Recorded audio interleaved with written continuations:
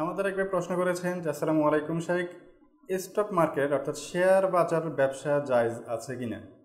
ধন্যবাদ প্রিয় ভাইজান। আমরা বলবো যে এই ক্ষেত্রে আপনার যে কোম্পানির শেয়ার, সেই কোম্পানির উপর নির্ভর করবে তার শেয়ার কিনা জায়েজ আছে কিনা। অনেক কোম্পানি এমন আছে তার বাস্তব ভিত্তিক কোনো ব্যবসা বাণিজ্য নেই, মার্কেটে এমনি শেয়ার ছেড়ে দিয়ে মানে টাকা সংগ্রহ করে, এই সমস্ত শেয়ার কিনা হারাম। আর যেই আপনার কোম্পানি সুদের সাথে জড়িত, সুদি কাজ কারবার করে থাকেন, তাইলে তার শেয়ারও কিনা যাবে না। কারণ তাকে ওই সুদি কাজ কারবার অগ্রসর করার জন্য গুনাহের কাজে তাকে সহযোগিতা করা হবে। এই কারণে আমাদের দেশে উচিত একটা উচ্চ ওলামা পরিষদ যারা কোম্পানিগুলোর সাথে যোগাযোগ করে তাদের পলিসি দেখে তারপরে আপনার লিস্টেড করবেন যে কোন কোম্পানির শেয়ার কেনা জায়েজ, কোন কোম্পানির শেয়ার কেনা জায়েজ নাই, এরকম করবেন। এতে করে অনেক অবৈধ কোম্পানি যারা শরীয়ত বিরোধী কাজ করেন তারা উৎসাহী হবে আপনার বৈধ হওয়ার জন্য।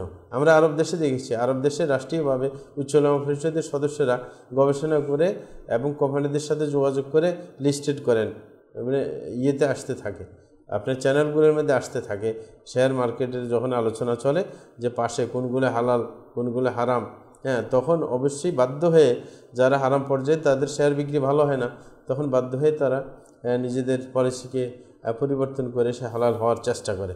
সুতরাং আমাদের দরকার, যখন রাষ্ট্রীয়ভাবে এরকম কোনো ব্যবস্থা নেই, আমাদের কিছু বিজ্ঞ ওলামা কেরাম যাদের পরিচিতি আছে তাদের অবশ্যই এই ব্যাপারে হাত দেওয়া দরকার। যেমন আমাদের দেশের আপনার কিছু আলেম আছে ফতুয়া দিয়ে থাকেন, বিশেষ করে যাদের ফতুয়া বেশি প্রচলিত তারা এই কাজগুলো করতে পারে, সেটা যেই পর্যায়ের হোক। কারণ এগুলো ব্যবসা বাণিজ্য সংক্রান্ত, এটা হানাফি হোক আল হাদিস হোক, যেটা প্রত্যেকের একটা ব্যবস্থা থাকা দরকার, তাইলে না জাতি নির্দেশনা পাবে, তারা হালাল হারাম বাছাই করতে পারবে। কিন্তু এখন তো কেউ পারছে না, মানে অন্ধভাবে চলছে না, এটা হতে পারে না।